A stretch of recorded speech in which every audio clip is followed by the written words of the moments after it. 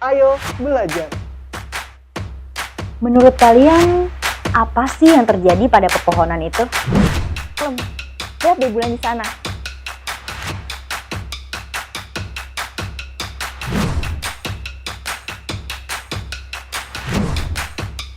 Wow. Jangan lupa belajar, karena sekarang belajar itu mudah. Ayo belajar. Assalamualaikum warahmatullahi wabarakatuh. Gimana kabarnya sobat belajar?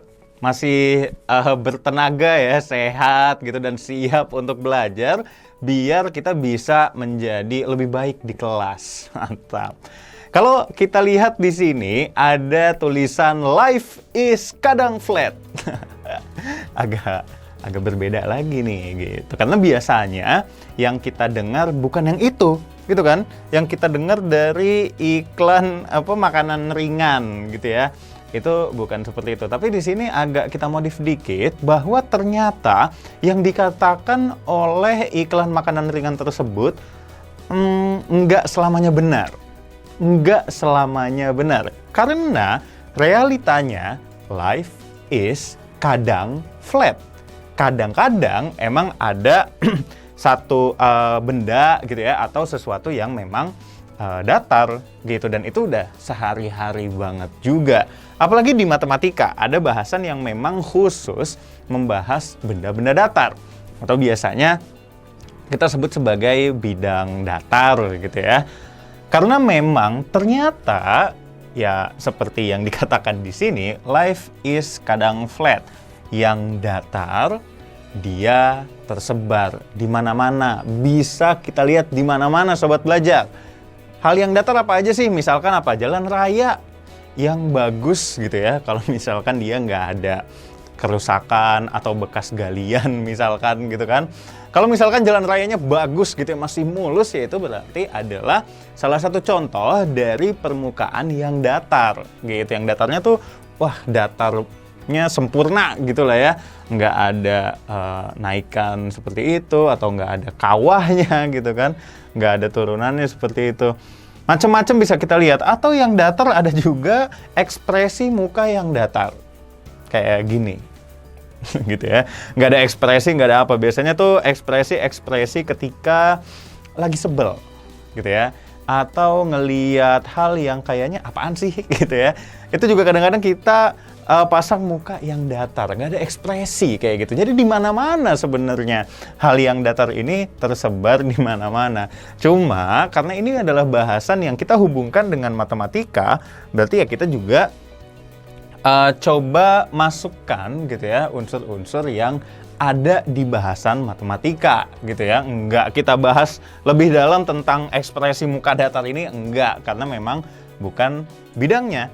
Di matematika kita kenal yaitu tadi ada beberapa bidang datar sobat belajar yang nanti kita akan bahas lebih dalam. Oke.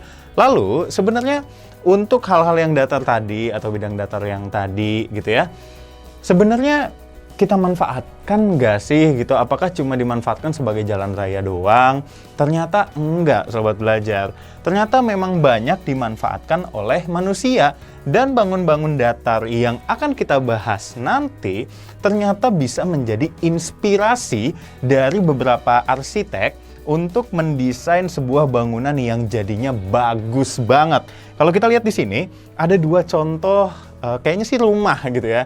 Rumah gitu ya ada di sini, kayaknya di tanah yang cukup luas gitu ya, sama yang ada di sini kayaknya di pinggir jalan raya karena di situ dekat ada mobil lagi jalan. Dari dua ini kalau dilihat desainnya simple banget. Kalau kita lihat ya di depannya itu bentuknya memang bangun datar segi empat. Ya kalau lihat di sini berarti dia dua-duanya persegi panjang. Cuma memang di persegi panjang itu diberikan ornamen-ornamen gitu ya. Diberikan hiasan-hiasan sobat belajar. Di sini juga desainnya bagus banget gitu ya, bagus banget. Di sini ada yang pakai kaca, di sini terus diselingi dengan motif-motif kayu seperti itu. Jadinya estetik, enak dilihat, tapi simple banget. Itu biasanya tujuannya arsitek menggunakan bangun datar gitu ya, karena memang terlihat lebih simpel, dan mungkin lebih mudah juga untuk diberikan sentuhan-sentuhan dari personal arsiteknya sendiri, sehingga menjadi ciri khas tersendiri. Apakah cuma itu aja? Masih ada ternyata Sobat Belajar. Contohnya bangunan-bangunan yang seperti ini, agak jarang gitu ya kalau dilihat. Lagi-lagi emang unik-unik nih kalau misalkan bahasan di sini gitu ya. Ini ada bangunan yang memang ini nih, wah ini udah segitiga semua sih kalau yang sebelah kiri gitu ya. Di sini ada segitiga, ada yang segitiganya tegak gitu ya ke atas. Ada yang segitiganya terbalik ke bawah gitu. Dan di sini nih diselang-seling gitu ya, diselang-seling seperti ini, dan ada satu bagian yang berbeda gitu, sehingga dia menjadi bangunan yang sangat enak untuk dilihat dan unik banget. Kalau untuk yang di sebelah kanan, itu kalau kita lihat frame besarnya atau gedungnya secara keseluruhan gitu ya, ini bentuknya segi empat juga gitu ya. Mungkin ya persegi panjang kalau dilihat-lihat, cuma memang beda panjang dengan lebarnya. Tidak terlalu signifikan, tidak terlalu jauh. Tapi kalau misalkan kita lihat dari motif luarnya, itu sangat memanfaatkan sifat dari segitiga, Sobat Belajar. Segitiganya tuh macem-macem, di mana-mana nih. Dan dengan shade warna atau dengan tone gitu ya, dengan warna yang hampir sama gitu ya, nuansanya abu-abu, tapi ada abu-abu yang agak gelap, ada abu-abu yang agak terang. Sehingga kalau dilihat, keren banget gitu. Bahkan ada beberapa segitiga yang dibiarkan bolong. Padahal simple banget gitu ya. Maksudnya segi empat, segitiga itu adalah hal yang mungkin udah diperkenalkan kita dari sekolah dasar gitu ya. Dan di sini kita akan memperdalamnya lagi. Dan ternyata pada kehidupan sehari-hari ini bisa dimanfaatkan pada atau dimanfaatkan dalam hal-hal yang besar, contohnya di bidang arsitektur, di gedung-gedung rumah, atau mungkin di gedung-gedung kantor seperti ini, atau mungkin bentuk dari sebuah museum gitu ya, itu juga bentuknya jadi terlihat lebih simpel, tapi tetap enak untuk dilihat. Nah, mungkin Sobat Belajar jadi makin penasaran nih, sebenarnya apa sih yang mau dibahas dari aspek matematikanya.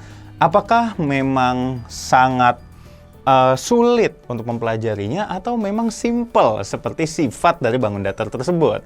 Langsung aja kita cari tahu bersama saya Fala Akbar. Yuk kita bahas bareng-bareng di Ayo Belajar. Jangan lupa belajar, karena sekarang belajar itu mudah. Ayo belajar!